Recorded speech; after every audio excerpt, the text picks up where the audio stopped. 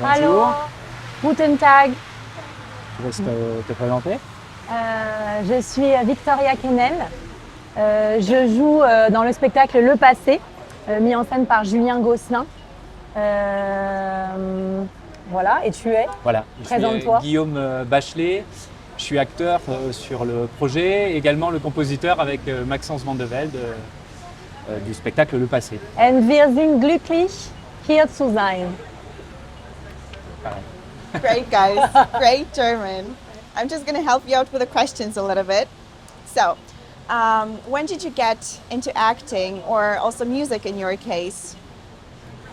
Comment Comment on a commencé à être acteur?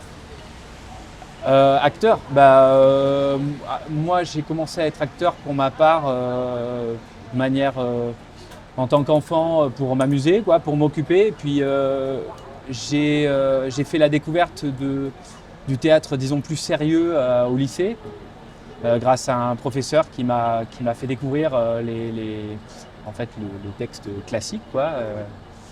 Et la musique, c'est venu beaucoup plus tard, quoi. C'est venu avec les Tu particules. connaissais les textes classiques avant le Non, conservatoire? justement. Moi, j'ai commencé à jouer au théâtre avec des trucs d'impro, quoi. Oui, d'accord. D'improvisation. Et les textes, Je c'était t'ai genre... jamais parlé de la compagnie Trou de Serrure. Non, mais Voilà. ça sera pour Qui était pour une autre fois. compagnie, voilà. Et non, c'est quoi? C'est à 14 ans, moi, j'avais un prof génial qui nous a fait découvrir les textes. Et je me suis dit, ok, c'est ça. Et la musique, c'est venu sur les particules. Sur un spectacle de Julien Spectacle. Gosselin, parce que ça fait 15 ans On se qu'on connaît? travaille avec... Non, nous, on ça fait travaille- plus. ah ouais, longtemps. Ça fait 15 ans qu'on travaille avec Julien Gosselin à peu près. Ouais. On a fait une dizaine de spectacles avec lui. Bon, juste moi, je suis devenue actrice. Moi, j'ai fait du théâtre quand j'étais enfant, beaucoup. Après, à l'adolescence, j'ai complètement laissé tomber le théâtre parce qu'il y avait des choses qui m'intéressaient plus. Par exemple, les garçons. Voilà, ou faire la fête, tout ça. Et puis finalement, après, au moment de reprendre des études après le lycée, je sentais que quelque chose me manquait, que j'avais envie de refaire du théâtre. Et c'est là que j'ai fait, donc j'étais à Bordeaux, donc dans le sud de la France. J'ai rencontré Guillaume. On s'est rencontrés à Bordeaux. Au conservatoire. Et là, j'ai rencontré des gens qui avaient envie d'en faire leur métier.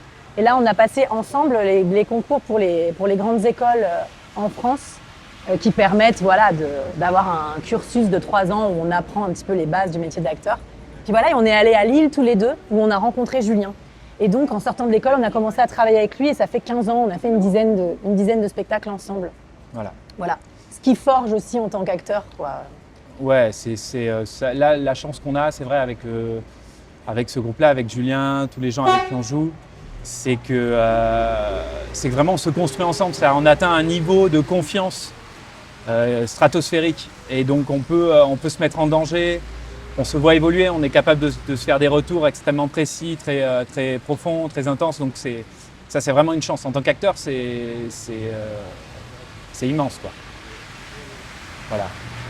Je crois que là, on a été... Did you have any mentors in school or some funny moments that happened in your past that actually shaped your path towards what you are today?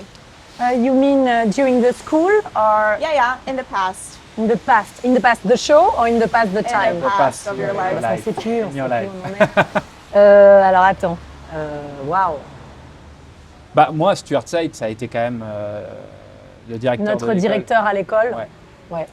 Ça a été... alors, personnellement, c'est pas forcément ce que je qualifierais de mentor. C'est pas forcément un mentor, mais par contre, il nous a donné des codes de jeu, une façon de se tenir au plateau, de s'adresser aux autres acteurs qui, aujourd'hui, il nous a donné une sorte de règles. Il nous a dit, vous pouvez les enfreindre, mais au moins, vous savez que si c'est un choix, si vous décidez d'enfreindre ces règles-là. Et ça, j'ai adoré. Ouais. Alors, par exemple, quand on se touche au plateau, on se regarde pas. On peut, voilà. Et si on décide de regarder, c'est que, tu vois, ce genre de truc, moi, ça m'a vachement aidé. Et des trucs drôles Truc drôle, bah, il y en a une. dans le passé. Dans ta... Ouais. Bah là, comme ça me vient pas. Mais si Il y en a ça nous beaucoup, revient oui. pendant, on fera un petit insert. Mais je sais pas, toi, t'as un mentor, un truc comme ça? Un mentor, non, Julien Gosselin. Non, Ah. je rigole. Ben, un peu quand même. Non, Bah oui, non, bon, ok. non, je crois que c'est... Non, mais on est fait de tous les gens qu'on a rencontrés. Et je sais pas, j'ai l'impression d'avoir des expériences et des anecdotes un peu dans tous les projets, avec tous les gens qu'on a rencontrés. Des choses drôles, il y en a eu plein, mais c'est surtout dans comment se sont passés les différents spectacles. On parlait il y a quelques jours de tous les problèmes techniques qu'il peut y avoir, parce qu'on fait quand même des spectacles avec beaucoup de techniques, et on est très dépendant de comment le son se passe, de comment avec les décors et tout ça. Et il suffit qu'il y ait quelque chose Un ordinateur, par exemple, qui se coupe au moment où Voilà, Victoria s'apprête à chanter une un chanson moment crucial. devant 1000 personnes. Et ça crée des moments de théâtre, mais aussi des moments de vie et de vie intérieure, parfois un petit peu douloureux, mais qui sont maintenant de très bonnes blagues entre nous. Ouais. Après, pour revenir à cette histoire de mentor, alors c'est pas une histoire de mentor, mais ce qu'on a construit, on en revient un peu à ça, mais ce qu'on a construit tous ensemble avec la compagnie, tous les gens qui ont rejoint la compagnie de départ aussi après, moi aujourd'hui, je suis à titre personnel, je suis empreint de ça, c'est-à-dire que je suis, ça fait partie de moi, quoi. Ça m'a vraiment construit. Voilà. Ouais. On a atteint un endroit de confiance tous ensemble. Je crois c'est aussi le fait de travailler depuis très longtemps ensemble et de se faire très fort confiance. T'es un peu mon mentor aussi. And now, speaking of the present, to compare this whole thing, how did you get into this production? Like, what are your feelings about it? How are the rehearsals going? C'était très agréable comme création, quand même. Ouais. Je me rappelle d'un mois de juillet à Valenciennes. Ouais. Ouais. Si. C'était super.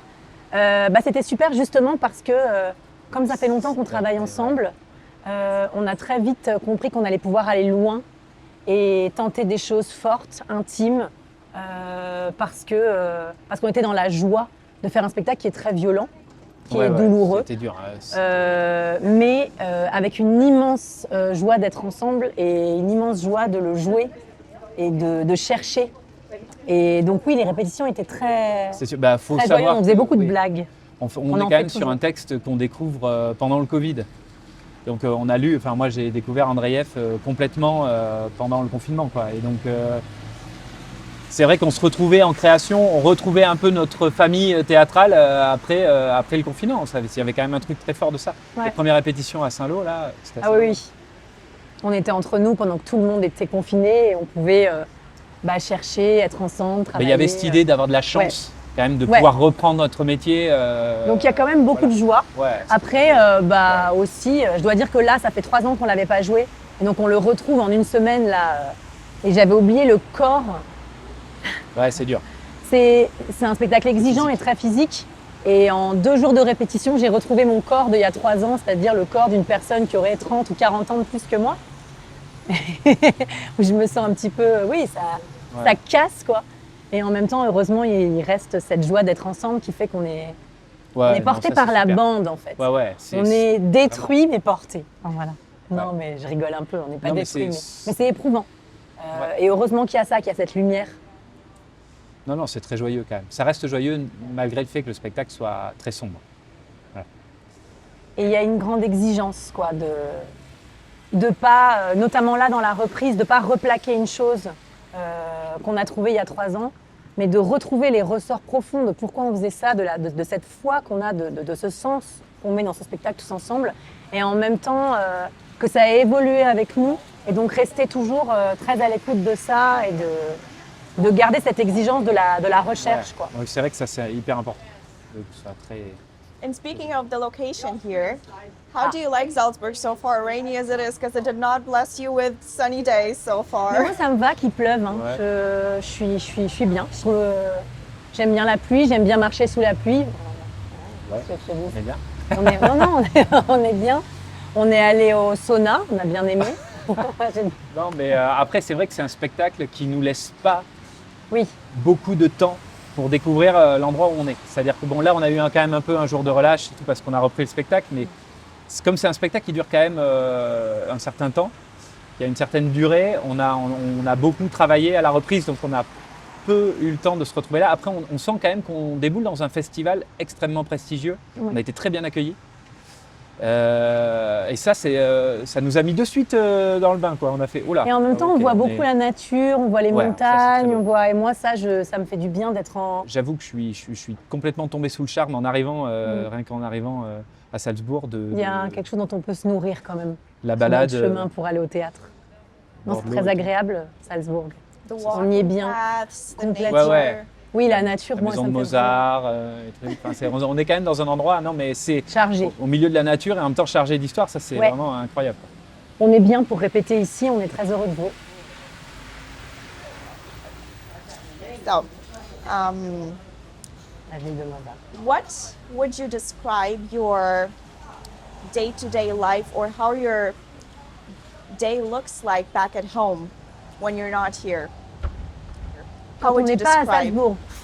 Where we are outside of Salzburg? How would you describe your life back home from where you come from?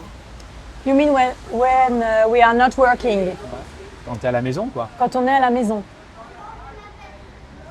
Bah, spécialement après des projets comme celui-là, peut y avoir une petite chute de tension, une petite sensation de.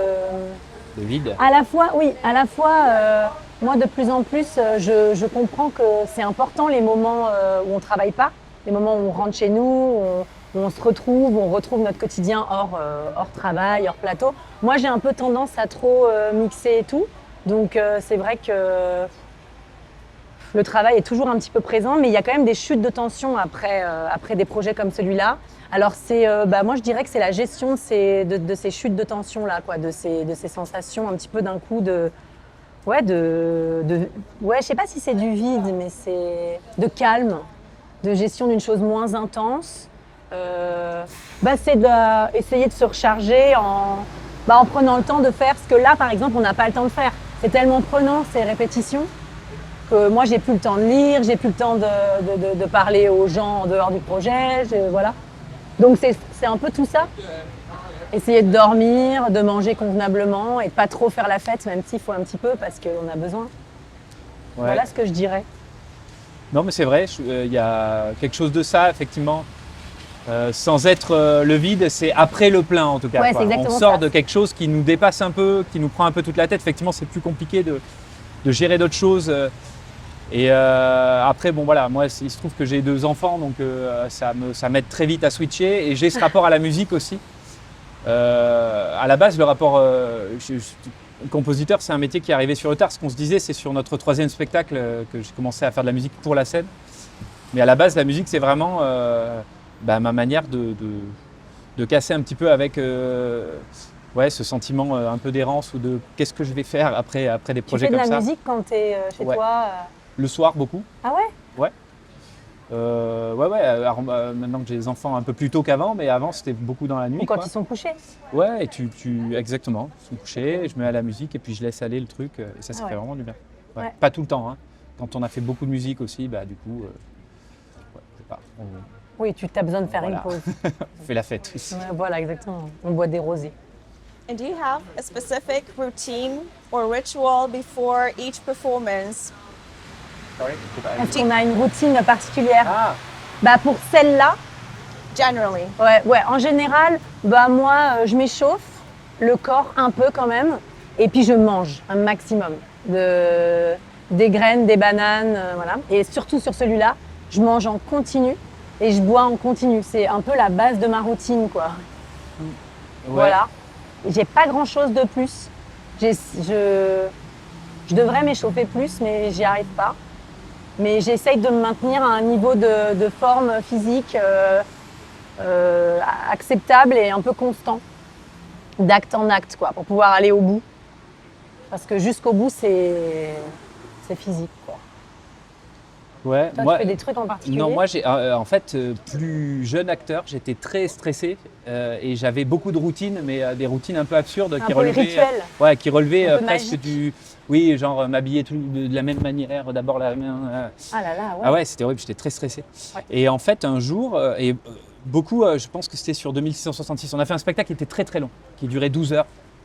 Et du coup, je ne pouvais pas mentaliser une routine sur un circuit aussi long, enfin tout ça. Et en fait, j'ai complètement détruit. Aujourd'hui, je m'empêche d'avoir des routines. Alors, je fais attention, je fais évidemment jamais la fête quand je joue, des choses comme ça.